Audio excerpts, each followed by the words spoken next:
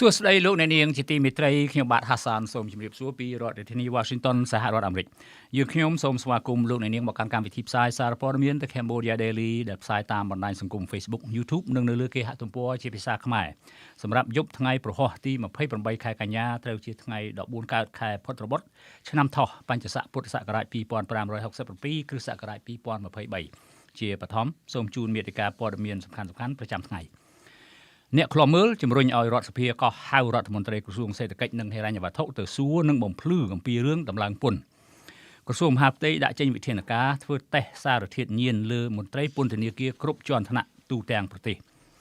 ជនជាតិវៀតណាមរស់នៅលើទឹកដីខ្មែរខុសច្បាប់ទទួលសញ្ជាតិខ្មែរតាមរយៈសារាចរទសវត្ស1980ពីនាយករដ្ឋមន្ត្រីហ៊ុនសែនអនាគតរាជាណាចក្រកម្ពុជាក្នុងមិត្តភាពសម្ព័ន្ធភាពជាមួយចិនកុម្មុយនីសលោកហ៊ុនម៉ាណែតថារដ្ឋាភិបាលផ្អាកយកពន្ធ3ឆ្នាំដូច្នេះការប្រមូលពន្ធដើមឆ្នាំ2024មិនមែនជារឿងថ្មីនោះទេ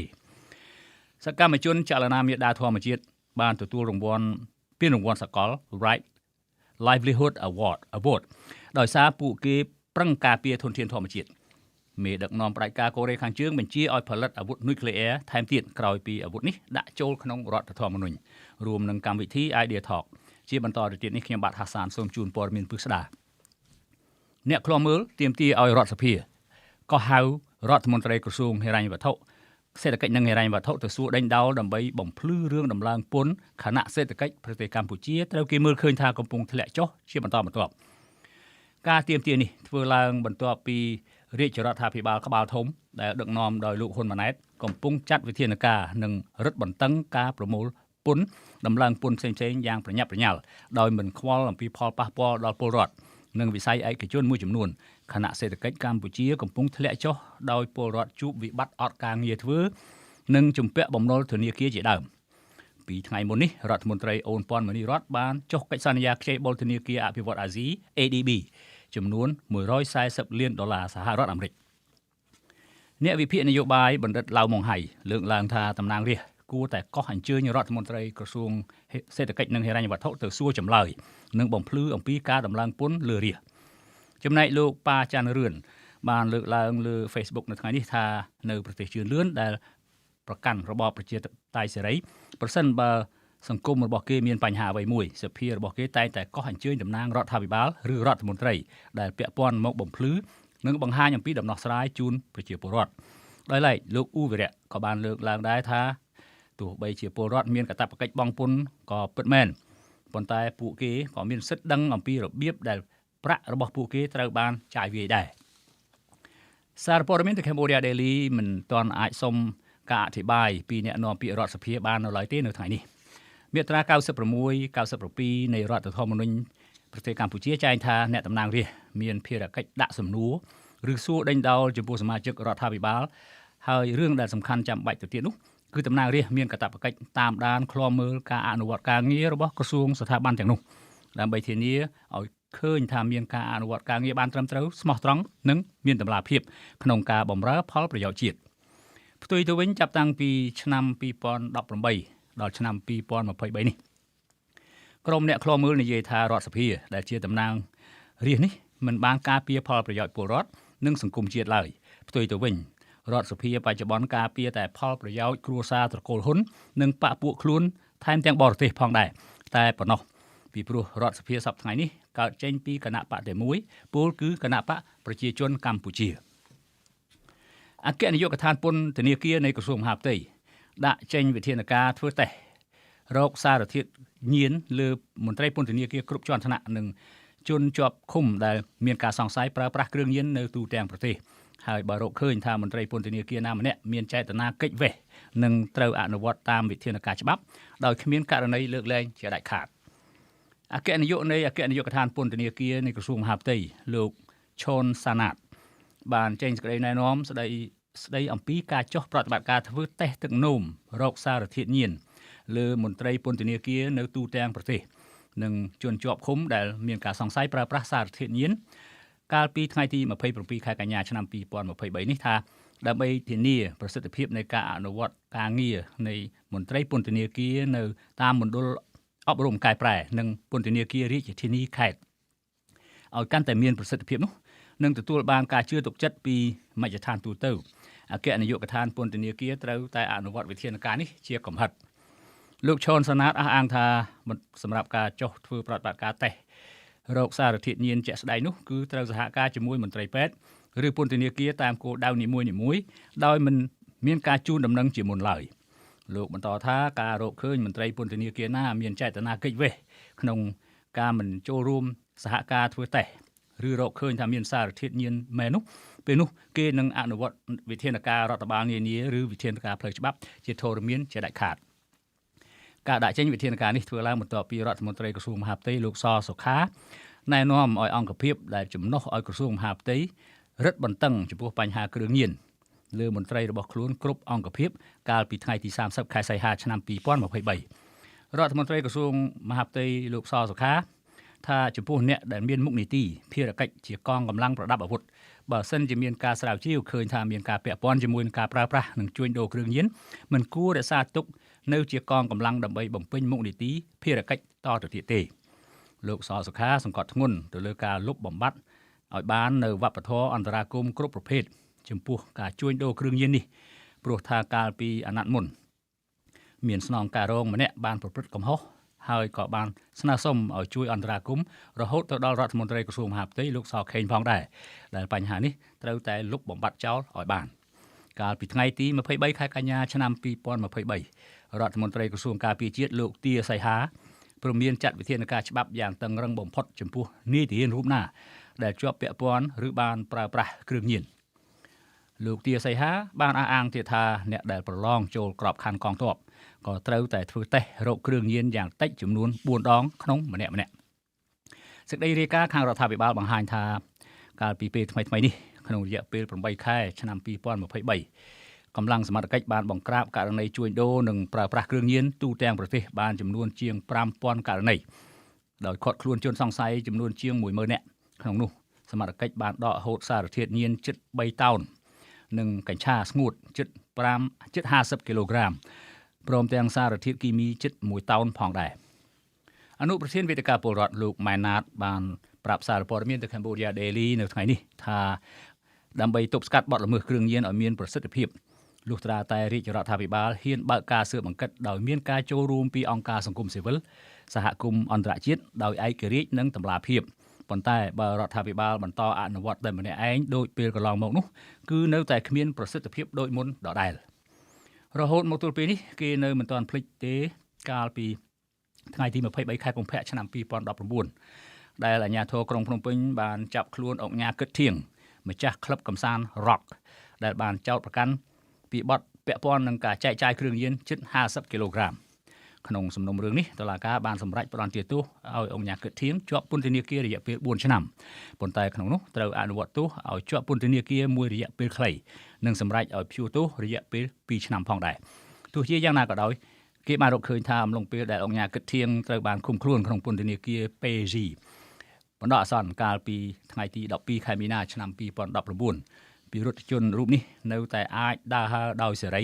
ក្រៅច្បាប់ដោយជនគ្មានទោសដែរ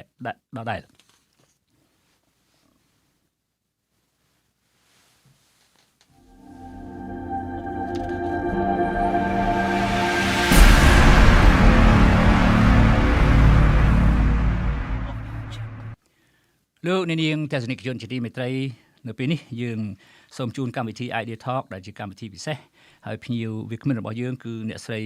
Kelly Landrigan តំណាងអង្គការសង្គ្រោះកម្ពុជាទៅកាន់អង្គការសហប្រជាជាតិ Save Cambodia អ្នកស្រីនឹងចូលរួមពិភាក្សាទៅលើប្រធានបទស្ដីអំពីតើពលរដ្ឋខ្មែរត្រូវនាំគ្នាស្ដារប្រជាធិបតេយ្យបែបណាប្រសិនបើលោកនាងមានសំណួរឬយោបល់សូមសរសេរនៅក្នុងប្រអប់ comment ខាងក្រោមនៃការផ្សាយរបស់យើងតាមអាស័យដ្ឋាន www.facebook.com/withoutfearorfavorkh Good morning Miss Landrigan Good morning so good to be here with you It's nice to see you and nice to talk to you First of all please correct me if I read your brief background incorrectly. First of all, to our viewers, I'd like to welcome Miss Kelly Landrigan to our Idea Talk program this morning, evening time in Cambodia. Miss Landrigan represents Save Cambodia, a non-profit or non-government organization, to the United Nations in New York, and works as an advocate for economic and social issues for the Cambodian people with the consultative status in ECOSOC, or Economic and Social Council at the United Nations in New York. If this is correct, then I will proceed to my questions. Absolutely, yes. All right. Thank you. Well, it's nice to see you, nice to talk to you, and thank you for taking the time to be with us this morning. You and I have been aware of the political, economic, and social problems in Cambodia, even if the country has held a 5-year term elections for nearly 40 years. My first question to you is, what can the Cambodian people across the world, everywhere, the Cambodian diaspora, what would they do to restore democracy in Cambodia, and how? Yes, so that's a big question, right? And you're also talking, it's a big question, and you're also talking about like a very large group across a very large region. I think we could all say, and we could all agree, that what is already in motion, the diaspora of the Cambodian people, the Khmer people, coming together and joining in urgent action and responding to the actions that have been initiated, have been in process by the previous Hun Sen administration, and then now we're looking at the Hun Manite government as well. So every time to restore democracy, they have to say what is missing in terms of how a democracy can take place. And we know that one of the main issues is the lack of free and fair elections. So saying that it's going on, and the Khmer community responding to and speaking to the United Nations has made a difference. Okay. My next question to you, since you have worked at the UN, you have more experience, you know the tricks around the United Nations. What do state actors besides the Cambodian leaders think about Cambodia and her people whenever a serious issue of human rights violations is raised and brought to the forefront? What did they do? Okay, so I mean, I am there when I'm at the UN. I don't work for the UN itself. So just so that the audience is clear, my capacity is the representative to the UN within ECOSOC, the Economic and Social Council. So my role there is to help move the conversation forward, to create alliances, to ask questions, and also to assist. I assist Save Cambodia, Taby Sin, with research and monitoring. So part of that, I cannot say so much like what a member state thinks, but what is important is how the Cambodian community speaks to the member states. So we are in the process now of heading towards the UPR in Geneva, the Universal Periodic Review. What happens from now? It's going to be happening in spring of 2024. In May of 2024, yes. So that will be happening in Geneva. Now, what happens now until then? This is where the member states get to shape and form their opinions based on what the Khmer people say. So this is part of what actually makes this work so well, part of this process, why it is helpful, and why it is empowering for the community in general. This is where you get to take a stand and say what needs to be done for the democracy within the borders. When you said member states, do you mean all the 100 plus member states, or like members, the signatory members state to the 1991 Paris Peace Agreement? So it could be any of those. It could be, right. So as we know, it's a process, right? So when we're talking about member states, we could be talking about, for example, member states of Europe. It could be the EU itself. We could be talking about the European Commission and being in conversation with them, with the United States, with Australia. right? So, and that's why I cannot speak for the member states themselves, but because the community has been telling them that there's been repression, there's been transnational repression, and repression of democracy, repression of opposition parties, then the member states can listen and be aware, and they can respond in kind. Okay.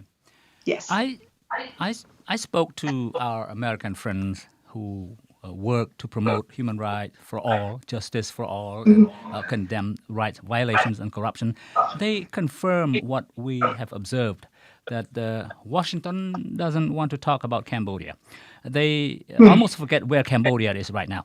What can the UN do if Washington just goes along and gets along with Cambodia's government? Okay, so I think that we need to consider that the process for what is happening again. So remember, this is something that doesn't happen overnight. Right. And, we can't necessarily say, like, Washington can speak for itself, but, as a representative, I cannot speak for Washington. Now, that being said, that doesn't mean that Washington isn't listening, right? So everything that we're doing, this is where Washington also is starting to listen more. And that if we submit the information, this is where Washington could potentially take a stand and have an opinion and make a statement.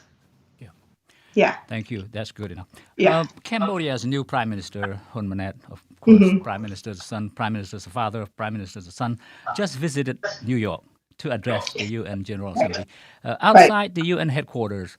Cambodian Americans protested his presence.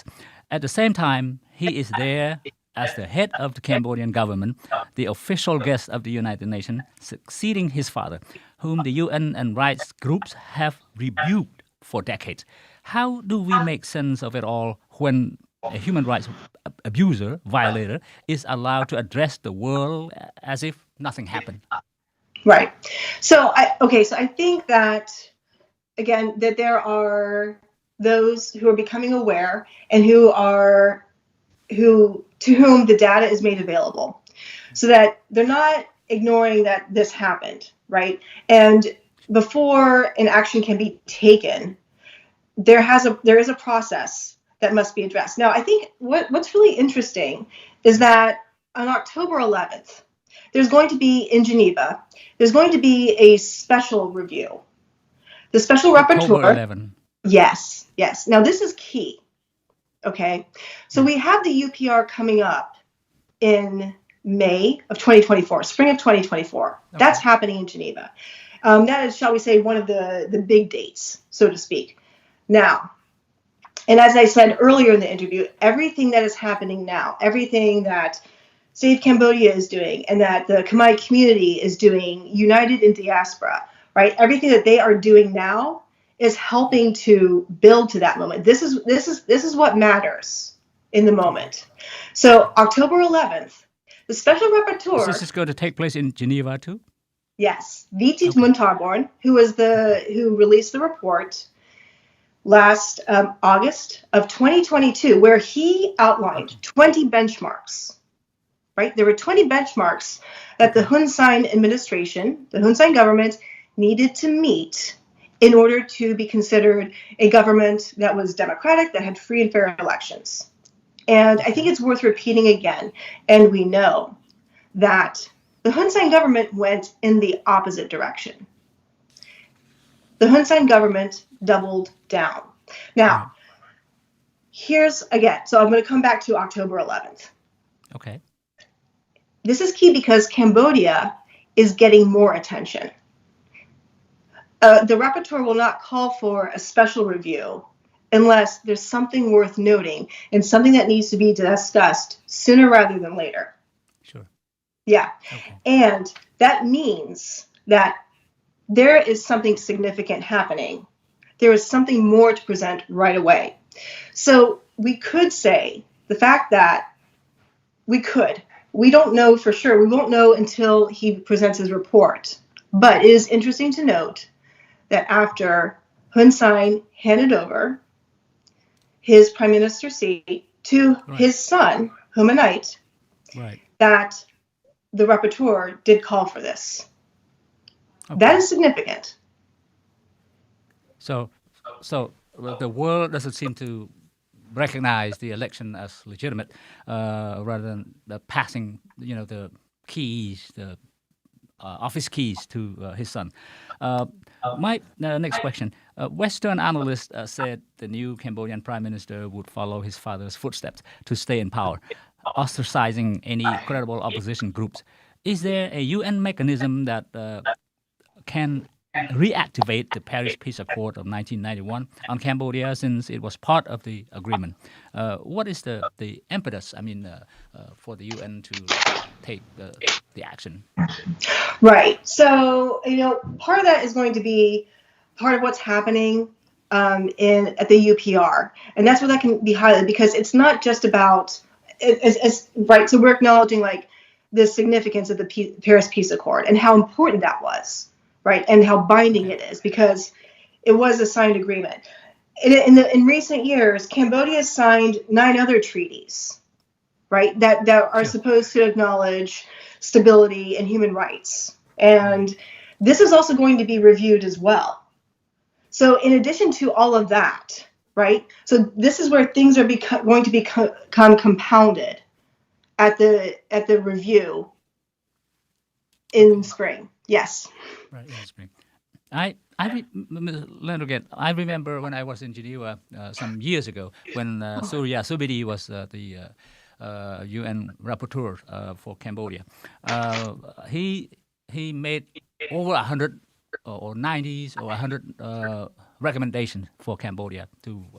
follow up with them. But so far, nothing has happened, and things seems to be like business as usual. So my concern is that someone who was born and raised in Cambodia some 50 years ago, what else the world can do to help Cambodia? I understand that the part you just mentioned, the Cambodian community here in the United States should get together, do something, and support Save Cambodia, make their voice heard to member states at the United Nations. But what else? Is there anything else? Do you see anything besides that? Absolutely. Yes, absolutely. And here's what's so exciting too, right? So coming from a place of compassion, but also a place of exciting hope.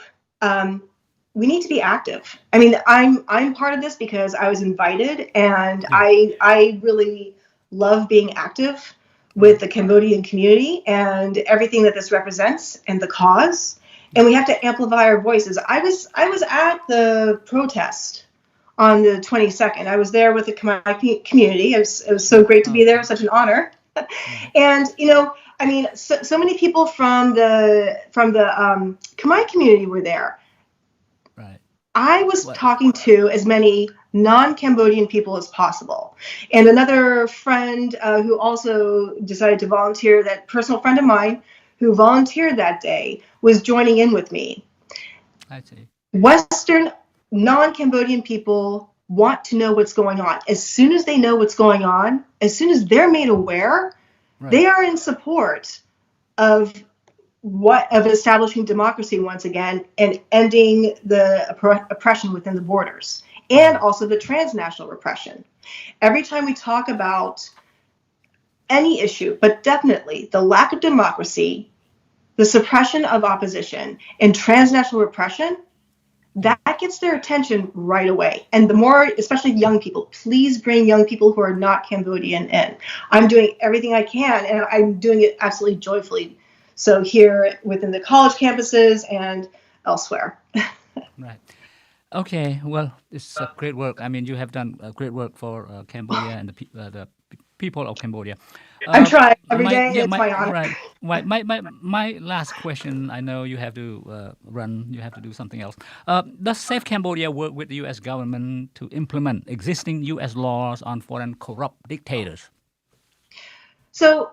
Save Cambodia is an NGO, right? And Save Cambodia... 501c3, yeah. Right. So, and when it comes to actually creating policy, your question is has Save Cambodia itself created a state or a federal law. Is that what you were thinking of, or Well, am I no, understanding? work with U.S. governments, the administration, Joe Biden, the administration, in terms of what can they do? They have the existing laws, like, for example, the Magnitsky Act, something like that. But, have you gone into this area to work with the U.S. government? Okay, so what Save Cambodia can do is Save Cambodia can talk to government officials and legislators. So that's what Save Cambodia has been able to do, and we've had those conversations, and they've been going quite well. It will be up to the legislature to actually propose something. Of course, we hope they do so. I'm sure everyone, again, within the borders of Cambodia and in the diaspora, I'm sure that they want that to happen as well. Sure. Right. So, of course, it wouldn't necessarily be Save Cambodia writing the legislation itself, as much as being there to inform. Once again, it's all about information. If the legislator doesn't know what's happening inside, but also when they hear about the transnational repression, and this is why we're encouraging people to get the word out to people who are not in the Cambodian community, that's what will make the difference. Okay. I understand the other part. 501c3 status doesn't allow you to influence the policy, something like that. But anyway, just working and as an advocate for the good of humanity, I think there's nothing wrong with that. Yeah. Ms. Kelly Landrigan, anything you want to say before I let you go? 1 minute. Just a second, please. My colleague wants to ask you a question. Of course. Sarada. Hi, Miss Kelly. Very nice to have you on our show today. It's very great and very honor and very pleasure to have you and talking a lot about, how to restore Cambodian democracy. My question, I hear you talking about trying to promote non-Cambodian, to join the movement to restore democracy in Cambodia. So what is the benefit of that? Well, if the benefit is that when other people know what's going on, when they are educated on the issues, then they can, number one, be aware. Number two, they can also participate in decision-making. They can participate in call to action.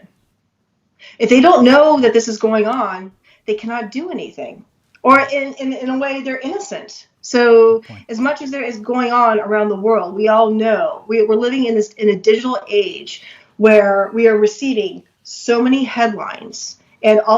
so many headlines also have lots of importance and lots of weight, right? But then when we make that person-to-person contact, it makes all the difference. And we saw that in action at the rally on the 22nd. It was, if I may use the word, it was even magical. People there were young people that they were happy, they were grateful to be able to realize what's going on so that they can also be part of the conversation too and be supportive of the Khmer community. So how do the Khmer community working on that? So, do they have to, increasing their, strategy or plan clearly in order to attract more non-Cambodian advocates in order to persuade them to help Cambodian issue. So sure. How do they do that? Yeah, that's a great question. My suggestion is always start simple, right? So if there is a group, a neighborhood, a community group that you're a part of, and there are people who are not Cambodian, if it is perhaps your house of worship, if it's your school, your work, maybe it's you're part of a hobby or anything, that's one way. You can start talking to those people person to person. It will depend on who you are too. I'm a pretty outgoing person, so as you saw at the rally, I just walk up to anybody who will listen. That's another way too. Please also feel free, anyone listening, savecambodia.org. Please look at our website. You can find urgent action letters that you can sign and you can also share with people. You can also reach out to us for help with advice as to how to get things going within your community, because there isn't any one single answer. There's so many ways that we can do this, and we can all do it together. Okay. Thank you very much, Kelly Landrigan. We appreciate your hard work, your support for the cause of, for the well-being and also democracy and human rights and everything else in Cambodia. And we salute your work in this area. Thank you very much for your time this morning, and we hope you will come back at some point. Before Absolutely. you go to Geneva. I would love to meet with you again. Such a pleasure to be here. Thank yes. you, and My thank honor. you very much, Kelly Landrigan. She is the representative of Save Cambodia to the United Nations. Thank you very much. And Thank good you. luck to you. Take care. Goodbye. You too. Thank you. Bye. លោកអ្នកនាងទស្សនិកជនជាទីមេត្រីអំបញ្ញមិញនេះជាកិច្ចសម្ភាសជាមួយនឹងអ្នកស្រី Kelly Landrigan អ្នកស្រីជាតំណាងឲ្យអង្គការមួយហៅថាពីទសវត្ស1980គេហៅថាខេមរៈសង្គ្រោះឥឡូវនេះហៅថាអង្គការសង្គ្រោះកម្ពុជានៅអង្គការសហប្រជាជាតិហើយអ្នកស្រីចេញចូលតាក់ទងជាប់ជាមួយនឹងក្រុមប្រឹក្សាមួយឈ្មោះថាក្រុមប្រឹក្សាផ្នែកសេដ្ឋកិច្ចនិងសង្គមគិច្ច EcoSox ហើយដែលផ្ដោតទៅលើរឿងក្នុងសង្គមទាំងអម្បាលម៉ានសិទ្ធិស្ត្រីសិទ្ធិរឿងគ្រឿងញៀនក៏មាននៅក្នុង EcoSox ហ្នឹងដែរហើយក្នុងនាមជាអ្នកដែលពិគ្រោះយោបល់នៅពេលណាកិច្ចការប្រទេសកម្ពុជាត្រូវបានគេលើកឡើងនៅក្នុងអង្គការសហប្រជាជាតិក្នុងចំណោមភ្នាក់ងារអង្គការសហប្រជាជាតិដែលធ្វើការងារក្នុងប្រទេសនីមួយៗអ្នកស្រីឲ្យយោបល់ថាมันជាខុសគ្នាប៉ុន្មានទេពីភ្ញៀវរបស់យើងវាគ្មិនរបស់យើងដែលជាជនជាតិអាមេរិកក្នុងកម្មវិធី Idea Talk ហ្នឹងគឺថាខ្មែរយើងត្រូវតែមកប្រមូលផ្ដុំគ្នាបើចង់ឃើញការផ្លាស់ប្ដូររបៀបណាមួយដែលខ្លួនចង់បាននៅក្នុងប្រទេសកំណើតរបស់ខ្លួននោះត្រូវតែមកប្រមូលផ្ដុំគ្នាហើយឲ្យចេះធ្វើការងារផងឲ្យយល់កិច្ចការផងកុំធ្វើដូចថាព្រាវស្មានឲ្យតែថាធ្វើទៅឲ្យគេឃើញថាយើងធ្វើដែរនោះមិនមានប្រសិទ្ធភាពទេនៅក្នុងអង្គការសហប្រជាជាតិហ្នឹងមានគេហៅថា mechanism យន្តការរបស់គេដែរដែលត្រូវធ្វើពីមួយកលៈទៅមួយកលៈក៏ប៉ុន្តែកិច្ចការដែលសំខាន់គឺថាយើងចង់បានយ៉ាងណានោះយើងត្រូវព្យាយាមតាក់ទងជាមួយនឹងប្រទេសជាសមាជិកអង្គការសហប្រជាជាតិហើយបើថាយើងជាពលរដ្ឋអាមេរិកវិញយើងចាប់ផ្ដើមធ្វើកិច្ចការងារជាមួយនឹងតំណាងរបស់យើងមានតំណាងរាស្ត្រមានសមាជិកព្រឹទ្ធសភាមានអីសពយ៉ាងបន្តមកទៀតក៏យើងត្រូវតែផ្សារភ្ជាប់ទំនាក់ទំនងនិយាយរឿងខ្មែរហ្នឹងឲ្យមិត្តបរទេសហ្នឹងគេយល់ដឹងឮឲ្យបានច្រើនផងហើយមានកិច្ចការអីមួយយើងព្យាយាមតាក់ទងបញ្យល់គេឲ្យគេចូលរួមជាមួយយើងមានសម្លេងគ្រប់គ្រងកាន់តែច្រើនហើយនៅប្រទេសនេះវិញប្រជាពលរដ្ឋខ្មែរបើមករួបរวมជុំគ្នាយើងអាចនិយាយជាមួយនឹងប្រទេសជាសមាជិកអង្គការសហប្រជាជាតិឲ្យគេជួយយកចិត្តទុកដាក់យើងអត់អង្វរទេគឺថាយើងប្រាប់រឿងគេហើយគេយល់អំពីសាច់រឿងទៅអ្នកស្រីឲ្យឧទាហរណ៍ថានៅថ្ងៃដែលពលរដ្ឋខ្មែរអាមេរិកទៅធ្វើបាតុកម្មនៅអង្គការសហប្រជាជាតិនោះអ្នកស្រីក៏ទៅចូលរួមមើលសង្កេតមើលដែរហើយបាននិយាយប្រាប់មិត្តភ័ក្តិបរទេសគ្នាគាត់ហ្នឹងអាមេរិកដូចគ្នាហ្នឹងថាហេតុអីគឺមានរឿងអីដែលគេមកធ្វើបាតុកម្មនៅពេលនេះគាត់ប្រាប់ថាគេធ្វើបាតុកម្មប្រឆាំងនឹងវត្តមាននាយករដ្ឋមន្ត្រីខ្មែរដែលបានឡើងកាន់អំណាចតាមរយៈឪពុកឲ្យតកូនដូច្នេះហើយគេក៏យល់ថារឿងហ្នឹងដូចជាមិនត្រូវទេមិនមែនប្រជាធិបតេយ្យទេហើយខ្មែរចង់បានទាមទារបែបគេចូលរួមធ្វើបាតុកម្មជាមួយយើងដែរនៅថ្ងៃនោះថ្ងៃទី22ខែកញ្ញាហ្នឹងហើយបន្ទាប់មកទៀតអ្នកស្រីក៏សម្គាល់ថានៅខែ10ខែតុលានេះនៅថ្ងៃទី11មានការជួបជុំគ្នាមួយពិនិត្យមើលដើម្បីយកលើកទៅនិយាយនៅក្នុងឆ្នាំក្រោយក្នុងរដូវផ្ការីកហ្នឹងគឺថា Spring ដើម្បីត្រួតពិនិត្យកិច្ចការរីកចម្រើនការអភិវឌ្ឍទាំងឡាយផ្នែកសិទ្ធិមនុស្សប្រជាធិបតេយ្យសិទ្ធិសពបែបយ៉ាងនៅឯអង្គការសហប្រជាជាតិនៅទីស្នាក់ការអង្គការសហប្រជាជាតិនៅទីក្រុងហ្សឺណែវប្រទេសស្វីសបាទហើយបើសិនណាជាខ្មែរយើងរួបរวมគ្នាហើយនាំគ្នាធ្វើញត្តិបញ្ចេញមតិចង់បានយ៉ាងណាចំពោះខ្មែរនោះសរសេរទៅគេ គេនឹងយកទៅពិនិត្យពិចារណាហើយអាចនឹងដាក់បញ្ចូលទៅក្នុងរបៀបវិរៈក្នុងពេលកិច្ចប្រជុំគេហៅថា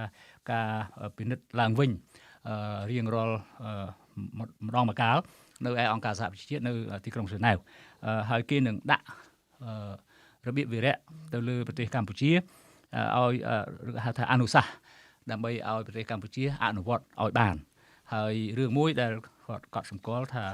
អ្នករាយការណ៍ពិសេសអង្គការសហប្រជាជាតិអាចនឹងលើកយកទៅនិយាយនៅពេលនោះគឺរឿងផ្ទេរអំណាចពីឪពុកទៅកូនដូច្នេះហើយរឿងទាំងអស់នោះសុទ្ធតែជារឿងដែលសំខាន់សម្រាប់ខ្មែរទូទៅហើយមិនថាខ្មែរយើងនៅទីណាទេបើចង់បានការផ្លាស់ប្ដូរចង់ឃើញអ្វីដែលខ្លួនចង់បាននោះគឺត្រូវតែរួមគ្នាមកកុំបែងចែកក្រុមបកពួកខាងនេះខាងនោះមិនចូលគ្នាហ្នឹងយើងមិនបានផ្ដោតមើលប្រយោជន៍រួមយើងមើលតែប្រយោជន៍បកពួកខ្លួនមួយក្រុមដូច្នេះហើយបានជាខ្មែរយើងមានការប្រេះស្រាំបែកបាក់នេះជាការបន្ថែមរបស់ខ្ញុំដែលសង្កេតឃើញក្នុងសង្គមខ្មែរអ្នកស្រីបាន5ផ្ញើប៉ុណ្ណឹងហើយបើសិនណាជាមានការងឿងឆ្ងល់យ៉ាងណាចង់បានព័ត៌មានបន្ថែមអាចសរសេរតាក់ទងផ្ទាល់ទៅអង្គការសង្គ្រោះកម្ពុជាហ្នឹងហើយអ្នកស្រីនឹងស្វាគមន៍ជានិច្ចបើសិនណាជាចង់បានគំនិតឬយោបល់បែបណានោះបាទនេះជាផ្នែកមួយនៃអ្នកដែលមានបទពិសោធន៍ខាងកិច្ចការនៅឯអង្គការសហប្រជាជាតិយើងខ្ញុំសូម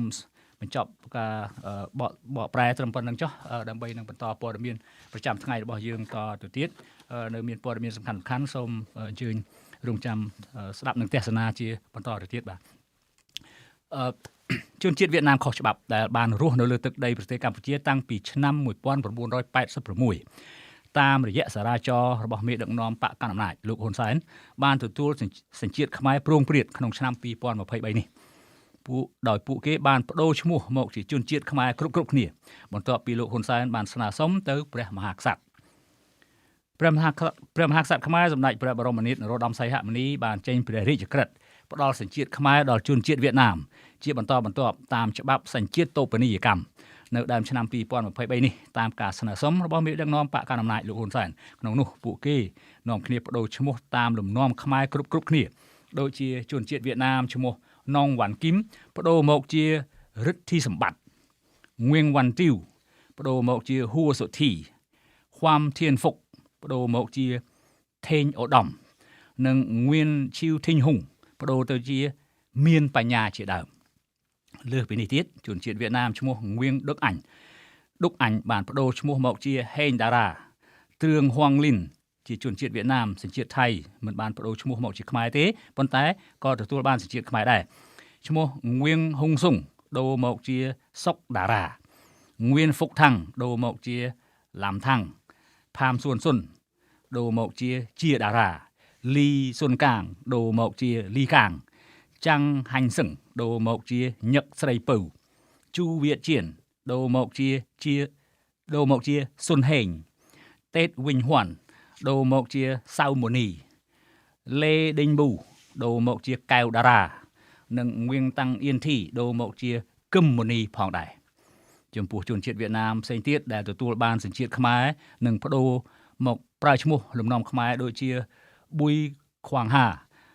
បានបដូរមកជាប៉ែនបញ្ញាងឿនឌីងជួងដូរមកជាមេងប៊ុនលតនិងឈ្មោះហ្វឹងខាងដូរមកជាកែតារ៉ាជាដើមក្រៅពីនេះទៀតមានជនជាតិវៀតណាមនិងជនជាតិចិនព្រមទាំងជនបរទេសជាង40សញ្ជាតិជនជាតិដទៃទៀតដែលបានទទួលសញ្ជាតិខ្មែរនិងបានបដូរឈ្មោះជាឈ្មោះលំនាំខ្មែរដែរកាលពីថ្ងៃទី26ខែកុម្ភៈឆ្នាំ1986មេដឹកនាំខ្មែរដែលវៀតណាមលើកបន្ទប់លោកហ៊ុនសែនបានចុះហត្ថលេខាលើសារាចរណ៍ណែនាំស្តីអំពីការអនុវត្តគោលនយោបាយចំពោះនិគមជនអនិកជនវៀតណាមនៅប្រទេសកម្ពុជាដែលតម្រូវឲ្យរដ្ឋាភិបាលលោកផ្ដល់ដីធ្លីទីជម្រកផ្ដល់អត្តសញ្ញាណប័ណ្ណថែរក្សានិងផ្គត់ផ្គង់ឲ្យបានត្រឹមត្រូវហើយសារាចរណ៍នេះនៅតែមានសុពលភាពរហូតដល់សប្តាហ៍ថ្ងៃនេះហើយប្រទេសកម្ពុជាក៏កំពុងតែអនុវត្តនៅការផ្ដល់សិទ្ធិរស់នៅដល់ជនអន្តោប្រវេសន៍វៀតណាមខុសច្បាប់នៅលើទឹកដីរបស់ខ្លួនជាបន្តបន្ទាប់ផងដែរនៅពេលនេះតែទៅនឹងបញ្ហានេះក្នុងដំណើរទស្សនកិច្ចរបស់ប្រធានាធិបតីវៀតណាមលោកងឿនស៊ុនហ្វុកនៅប្រទេសកម្ពុជាកាលពីចុងខែធ្នូឆ្នាំ2021 បានបញ្ញាក្នុងកិច្ចប្រជុំមួយនៅក្នុងស្ថានទូតវៀតណាមក្នុងរាជធានីភ្នំពេញថាលោកនឹងសម្របសម្រួលឲ្យពលរដ្ឋវៀតណាមដែលរស់នៅក្នុងប្រទេសកម្ពុជាដោយខុសច្បាប់ក្លាយជាពលរដ្ឋរស់នៅប្រទេសកម្ពុជាដោយស្របច្បាប់វិញឲ្យខាងតែបានបន្ទាប់មកកាលពីថ្ងៃទី13ខែឧសភាឆ្នាំ2022នាយករដ្ឋមន្ត្រីវៀតណាមលោកផាំមីនជីងបានសូមឲ្យលោកហ៊ុនសែនជួយដល់ពលរដ្ឋវៀតណាមដែលកំពុងរស់នៅលើទឹកដីខ្មែរដោយខុសច្បាប់មកជាការរស់នៅដោយស្របច្បាប់វិញខណៈលោកហ៊ុនសែនបានយល់ព្រមនឹងសំណើនេះទាំងស្រុងច្បាប់ស្តីអំពីសញ្ជាតិឆ្នាំ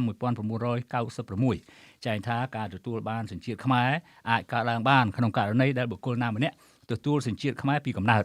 ឬតាមរយៈអាពាហ៍ពិពាហ៍នឹងការសុំចូលសញ្ជាតិដែលហៅថាសញ្ជាតិតូបនីយកម្មជាដើមប៉ុន្តែច្បាប់ស្តីអំពីសញ្ជាតិនេះត្រូវបានព្រះមហាក្សត្រខ្មែរព្រះបរមនាថនរោត្តមសីហមុនីឡាយប្រហោះលេខាឲ្យប្រើប្រាស់ជាថ្មីកាលពីថ្ងៃទី21ខែមិថុនាឆ្នាំ2018បន្ទាប់ពីរាជរដ្ឋាភិបាលបានផ្ដួចផ្ដើមកែប្រែនៅខ្លឹមសារមួយចំនួនក្នុងនោះខ្លឹមសារថ្មីនៃច្បាប់ស្តីអំពីសញ្ជាតិថ្មីនេះមិនបានកំណត់ទឹកប្រាក់សម្រាប់ជនបរទេសដែលមានបំណងទិញសញ្ជាតិខ្មែរនោះទេគឺបានសម្រេចទុកសិទ្ធិនៃការកំណត់នេះទៅឲ្យរាជរដ្ឋាភិបាលជាអ្នកកំណត់ក្នុងអនុក្រឹត្យវិញកាលពីអំឡុងឆ្នាំ2022ក្រសួងមហាផ្ទៃបានចេញផ្សាយសេចក្តីរាយការណ៍របស់ខ្លួនថាចាប់តាំងពីឆ្នាំ1999ដល់ឆ្នាំ2022កន្លងទៅជនបរទេសដែលបានសុំចូលសញ្ជាតិខ្មែរតាមរយៈសញ្ជាតិតូបនីយកម្មនិងតាមរយៈនៃការបរិច្ចាគប្រាក់ដល់រាជរដ្ឋាភិបាលកម្ពុជាមកទល់នឹងឆ្នាំ2022កន្លងទៅនោះគឺមានចំនួនសរុបដល់ទៅជាង2000នាក់ហើយដែលមកពីសញ្ជាតិដើមចំនួន50ខុសៗគ្នាកាលពីថ្ងៃទី17ខែកញ្ញាឆ្នាំ2023នេះតំណាងរាស្ត្រអតីតគណៈបក្សសង្គ្រោះជាតិលោកអ៊ុំសំអានរិះគន់ថាជនបរទេសដែលចង់ទិញសញ្ជាតិខ្មែរគ្រាន់តែចំណាយលុយចាប់ពី$130,000អាមេរិកឡើងទៅប៉ុណ្ណោះគឺអាចទទួលបានសញ្ជាតិខ្មែរភ្លាមៗប៉ុន្តែការផ្ដល់សញ្ជាតិពីសំណាក់រដ្ឋាភិបាលខ្មែរឲ្យជនបរទេសកន្លងមកច្រើនតែផ្ដល់ទៅឲ្យក្រុមអក្រិតជននិងនិគមជនវៀតណាមដែលចូលទៅរស់នៅប្រទេសកម្ពុជាដោយខុសច្បាប់តែប៉ុណ្ណោះលោកនាងទស្សនិកជនជាទីមេត្រីប្រវត្តិវិទូរំលឹកអ្នកសិក្សាស្រាវជ្រាវថាប្រវត្តិសាស្ត្រអាចនឹងត្រឡប់មកដដែលវិញហើយថាបើមិនប្រយ័ត្នទេអ្នកនឹងដើរជន់ដានប្រវត្តិសាស្ត្រដោយមិនដឹងខ្លួនទំនាក់ទំនងជិតស្និទ្ធរវាងប្រទេសកម្ពុជានិងសាធារណរដ្ឋប្រជាមានិតចិនមិនមែនទើបតែកើតនាពេលថ្មីៗនេះទេគឺមានរាប់ទសវត្សរ៍មកហើយប៉ុន្តែចិនគេគិតប្រយោជន៍ជាតិរបស់គេជាងប្រយោជន៍ខ្មែរដូច្នេះខ្មែរបានត្រឹមតែរស់ផ្ញើវាសនាផ្ញើជីវិតពឹងលើចិនតែប៉ុណ្ណោះតើអនាគតស្រុកខ្មែរអាចនឹងជួបផលវិបាកអាក្រក់ដោយប្រេចខ្លះខ្ញុំបាទហាសានសូមជូនសេចក្តីរាយការណ៍វិភាគអំពីរឿងនេះថាតើចិនអាចការពារខ្មែរឬមិនអាច我很高兴啊见到丰满的首相先生ទំនាក់ទំនងចំណងមេត្រីមិត្តភាពខ្មែរចិនដ៏កាន់តែរឹងមាំដែលគេនាំគ្នាប្រសិទ្ធិពាក្យថាមិត្តដែកថែបឬមិត្តស្រោបដែក Ironclad បានធ្វើឲ្យមេដឹកនាំជាតិអ្នកវិភាគនយោបាយយោធានៅប្រចាំប្រទេសនៅភូមិភាគអាស៊ីជាច្រើនអ្នកយកចិត្តទុកដាក់វិភាគវាយតម្លៃព្យាករណ៍ទៅអនាគតថានឹងនាំមកនៅផលវិបាកអាក្រក់ដល់រាជាណាចក្រកម្ពុជាគ្រាណាមានភាពតានតឹងរវាងមហាអំណាចក្រហមនិងមហាអំណាចលោកសេរីកាលពីឆ្នាំ2022សារព័ត៌មាន The Cambodia Daily បានផ្សាយអត្ថបទវិភាគព័ត៌មាន2ក្នុងខែមិថុនា1មានចំណងជើងថាបរទេសកាន់កាប់គ្រប់គ្រងចាត់ចែងទីតាំងមូលដ្ឋានកងនាវាចរខេមរៈភូមិន្ទរៀមនិងក្នុងខែកក្កដា1មានចំណងជើងថាអនាគតទីតាំងមូលដ្ឋានកងនាវាចរខេមរៈភូមិន្ទរៀមក្នុងរយៈកាល1ឆ្នាំនេះយើងពុំទាន់ឃើញអ្នកវិភាគនយោបាយយោធាខ្មែរក្នុងស្រុកមើលឃើញហ៊ាននិយាយហ៊ានសរសេរផ្សាយដោយអ្នកវិភាគបរទេសទេពីព្រោះគេដើរខ្សែស្របនឹងរាជរដ្ឋាភិបាលគឺនិយាយសរសេរអធិប្បាយផ្សាយចេញឲ្យដូចអ្វីរាជរដ្ឋាភិបាលចង់ឲ្យពលរដ្ឋខ្មែរដឹងឮរីឯពលរដ្ឋខ្មែរវិញព្រោះតែប្រឈមនឹងការចាប់ចងផ្ដន់ទាទោសកាលណាគិតនិយាយសរសេរផ្ទុយពីរាជរដ្ឋាភិបាលព្រមទាំងប្រឈមមុខនឹងបញ្ហាជីវភាពប្រចាំថ្ងៃពួកគាត់មិនបានតាមដានសិក្សាស្រាវជ្រាវព័ត៌មានពិតពិស្ដារដែលរដ្ឋាភិបាលខំលាក់បាំងពីពួកគាត់មិនឲ្យដឹងនោះឡើយពលរដ្ឋខ្មែរខ្លះទៀតព្រោះតែមិនចង់រវីរវល់រឿងនយោបាយដោយហេតុថាវាមិនបានការហើយថាបើគិតនាំតែឈឺក្បាលក៏នាំគ្នាផ្ញើវាសនាលើអ្នកដឹកនាំនយោបាយប្រទេសជាតិតែម្ដងទៅការព្យាយាមរៀនសូត្រខ្លះៗអំពីប្រវត្តិសាស្ត្រជាតិសាសន៍ខ្លួនមិនខាតអ្វីទេ ហើយអាចមិនឲ្យចាញ់បោកអ្នកនយោបាយខ្មែរនិងបរទេសផងដែរអតីតនាយករដ្ឋមន្ត្រីហ៊ុនសែនដឹកនាំស្រុកទេសជិត40ឆ្នាំដោយទាញតម្រង់គោលនយោបាយក្រៅប្រទេស Foreign Policy នៃរាជាណាចក្រកម្ពុជាជាមួយចិនដីគោកដើរតាមគន្លងនយោបាយក្រៅប្រទេសនៃសម្ដេចព្រះបរមរតនកោដ្ឋនរោត្តមសីហនុគោលនយោបាយចិនតែមួយអព្យាក្រឹតភាពមិនចូលបកសម្ព័ន្ធក្នុងទសវត្ស1950និង1960ក្រោយពីបានឯករាជ្យភាពពីបារាំងសេសឆ្នាំ1953និងក្រោយសន្និសីទក្រុងហ្សឺណែវឆ្នាំ1954នយោបាយបែបនេះមានចេតនាមានគោលបំណងល្អចង់បានសេចក្តីសុខសន្តិភាពខំប្រឹងប្រកាសប្រាប់ពិភពលោកថាប្រទេសកម្ពុជាជាកោះសន្តិភាព Island of Peace ផ្ទុយទៅវិញគ្រាន់តែរាជាណាចក្រកម្ពុជាប្រកាសគោលនយោបាយការបរទេសឯករាជ្យអព្យាក្រឹតមិនចូលបកសម្ព័ន្ធមហាអំណាចចិនកុម្មុយនីសប្រទេសសង្គមនិយមក្នុងប្លុកកតិកាសញ្ញាក្រុងវ៉ាសូវីប្រទេសប៉ូឡូញដែលជារដ្ឋរណបអតីតសហភាពសូវៀតសឹងតែទាំងអស់រួមទាំងប្រទេសមិនចូលបកសម្ព័ន្ធក្នុងសន្និសីទក្រុងបានដុងប្រទេសឥណ្ឌូនេស៊ីភ្ជាប់ចំណងមិត្តភាពជាមួយប្រទេសកម្ពុជាផ្ដល់ជំនួយជួយឧបត្ថម្ភជារោងចក្រគ្រឿងចក្រផលិតវត្ថុផ្សេងៗសម្រាប់សេចក្តីត្រូវការក្នុងស្រុកឧទាហរណ៍មានដូចជារោងចក្រស្ករសកំពង់ត្រាំរោងចក្រកង់ឡានរោងចក្រកែវតាខ្មៅរោងចក្របាវក្រចៅដូនទាវរោងចក្រវាយនភ័ណ្ឌកំពង់ចាមរោងចក្រក្រដាសឆ្លងរោងចក្រចម្រាញ់ប្រេងកាតក្រុងប្រសេះអនុជាដើមឡាក់ជំនួយពីប្រទេសទាំងអស់នោះបកនិងរដ្ឋាភិបាលរបស់គេសម្រេចផ្ដល់ឲ្យខ្មែរដោយមិនចាំបាច់ឆ្លងកាត់សភាតំណាងរាស្ត្រដោយជំនួយពីមហាអំណាចលោកសេរីសហរដ្ឋអាមេរិកនោះឡើយព្រោះជាប្រទេសកាន់អំណាចផ្ដាច់ការសហរដ្ឋអាមេរិកចង់មិត្តនឹងប្រទេសកម្ពុជាទើបនឹងបានឯករាជ្យដោយរំលឹកផ្ដាំមេដឹកនាំខ្មែរថាប្រយ័ត្នចាញ់បោកពួកកុម្មុយនីសរីឯចិនសហភាពសូវៀតចង់ឲ្យប្រទេសកម្ពុជាជួយគេវិញក្នុងកិច្ចប្រឹងប្រែងជួយសម្ព័ន្ធមិត្តវៀតណាមខាងជើងរំដោះនិងបង្រួបបង្រួមវៀតណាមខាងត្បូងនយោបាយមហាអំណាចប្រជែងគ្នាចង់បានឥទ្ធិពលរៀងៗខ្លួនក្នុងតំបន់ដោយចាប់យកប្រទេសតូចៗធ្វើជាឈ្នន់ជាទីតាំងជាមូលដ្ឋានដើម្បីធ្វើកិច្ចការឲ្យសម្រេចផលប្រយោជន៍ជាតិរបស់គេនៅឯសន្និសីទទីក្រុងបានដុងក្នុងខែមេសាឆ្នាំ1955សម្ដេចព្រះនរោត្តមសីហនុបានជួបពិភាក្សាជាមួយនាយករដ្ឋមន្ត្រីចិនជួអិនឡាយនិងនាយករដ្ឋមន្ត្រីវៀតណាមខាងជើងផាំវ៉ាន់ដុងជាឯកជនមេដឹកនាំរដ្ឋាភិបាលនៃប្រទេសទាំងពីរបានសន្យាថានឹងគោរពឯករាជ្យភាពនិងបូរណភាពទឹកដីនៃរាជាណាចក្រកម្ពុជាតើមេដឹកនាំខ្មែរគ្រានោះបានព្យាករណ៍ទៅអនាគតវែងឆ្ងាយថាបកកុម្មុយនីសនិងបកសម្ព័ន្ធក្នុងប្លុកកតិកាសញ្ញាក្រុងវ៉ាសូវីនឹងចង់បានអ្វីវិញពីប្រទេសកម្ពុជាដែរឬទេនៅថ្ងៃទី29ខែកញ្ញាឆ្នាំ1960សម្ដេចព្រះប្រមុខរដ្ឋនរោត្តមសីហនុបានដាក់នៅផែនការចង់បង្កើតតំបន់អព្យាក្រឹតនៅអាស៊ីអាគ្នេយ៍ដោយអំពាវនាវនៅចំពោះមុខអង្គការសហប្រជាជាតិឲ្យប្លុកលោកខាងលិចនិងប្លុកលោកខាងកើតទុកប្រទេសកម្ពុជានិងលាវជាប្រទេសអព្យាក្រឹតទី1ដែលមានន័យថាកុំឈ្លានពានដំណើរពេលគ្នានោះគេរកឃើញថាទ័ពព្រះយេកុងប្រមាណ 80000 នាក់បានប្រើប្រាស់ផ្លូវលំហូជីមិញពីវៀតណាមខាងជើងកាត់តាមស្រុកលាវបោះទីតាំងលាក់ខ្លួនក្នុងទឹកដីខ្មែរជម្រៅរាប់សិបគីឡូម៉ែត្រនៅភាគឦសានប្រទេសជាស្ថាពរទៅហើយនៅឆ្នាំ1960ដោយគ្មានសុំការអនុញ្ញាតពីរាជរដ្ឋាភិបាលសម្ដេចព្រះប្រមុខរដ្ឋនោះឡើយគ្មានកោតញញើតច្បាប់អន្តរជាតិដែលគេស៊ីញេនៅក្រុងហ្សឺណែវនោះឡើយនៅថ្ងៃទី25ខែវិច្ឆិកាឆ្នាំ1965សម្ដេចព្រះនរោត្តមសីហនុបានបញ្ជូនឧត្តមសេនីយ៍លន់នល់នាយអគ្គសេនាធិការនៃកងយោធពលខេមរៈភូមិន្ទឲ្យទៅចុះកិច្ចព្រមព្រៀងនៅក្រុងប៉េកាំងទទួលជំនួយយោធាចិនដែលផ្ដល់ទៅឲ្យទ័ពព្រះយេកុងវៀតណាមខាងជើងហើយដែលសុំឲ្យរាជរដ្ឋាភិបាលសង្គមរាស្ត្រនិយមជួយការពារលាក់បាំងទ័ពព្រៃផ្ដល់កន្លែងព្យាបាលរបួសនិងសម្រាកកាយបន្ទាប់មកសម្ដេចនរោត្តមសីហនុបានចុះកិច្ចព្រមព្រៀងជាមួយប្រធានរដ្ឋាភិបាលបណ្ដោះអាសន្នវៀតណាមខាងត្បូងលោកហ៊ុញតាន់ហ្វាត់ដើម្បីផ្ដល់ឬលក់ស្បៀងអាហារបរិក្ខារពេទ្យឲ្យទ័ពព្រៃថែមទៀតអ្នកវិភាគនយោបាយសម័យនោះសរសេរថាសម្ដេចនរោត្តមសីហនុឆ្វេងយល់ថាយូរឬឆាប់ទ័ពអាមេរិកាំងនឹងដកចេញដូច្នេះចូលជាមួយចិនទៅក្រែងអាចជួយការពារខ្មែរមិនឲ្យក្រុងហាណូយបំពន់មហិច្ឆតារំលោភយកទឹកដីខ្មែរទៅអនាគតកាលចាប់ពីពេលនោះទៅរាជរដ្ឋាភិបាលគ្រានោះនិយាយផ្សេងធ្វើផ្សេងជួយលាក់បាំងទ័ពព្រះយេកុងវៀតណាមខាងជើងរហូតពីភ្នែកគណៈកម្មការត្រួតពិនិត្យអន្តរជាតិ ICC International Control Commission ដែលមានសមាជិកចម្រុះស៊ីវិលនិងយោធា96នាក់32នាក់ពីប្រទេសឥណ្ឌា32នាក់ពីប៉ូឡូញនិង32នាក់ពីកាណាដា លទ្ធផលគឺទឹកដីខ្មែរទទួលរងការទម្លាក់គ្រាប់បែកពីកងទ័ពសហរដ្ឋអាមេរិកទាំងសម្ងាត់ទាំងចំហមុននឹងក្រោយថ្ងៃ18មីនា1970ក្នុងរាជាណាចក្រទី2រាជរដ្ឋាភិបាលដឹកនាំដោយលោកហ៊ុនសែនការធ្វើសម្បទានឲ្យទឹកឲ្យដីឲ្យព្រៃឲ្យកោះក៏កើតមានជាបន្តបន្ទាប់មកទៀតព្រោះអ្នកដឹកនាំរដ្ឋាភិបាលនៃបកប្រជាជនកម្ពុជាដែលមេមនោគមវិជ្ជាវៀតណាមបានបង្កើតត្រូវតបស្នងសងគុណរដ្ឋការក្រុងហាណូយដែលគេជួយឲ្យឡើងកាន់អំណាចសម្បទានដីសេដ្ឋកិច្ចរយៈពេល99ឆ្នាំតាមខេត្តជាប់ព្រំដែនការសម្រួលបើកឲ្យអនិកជនឬជនអន្តោប្រវេសន៍វៀតណាមចូលរស់នៅតាមគោលការណ៍បកកុម្មុយនីសឬបកពលករវៀតណាម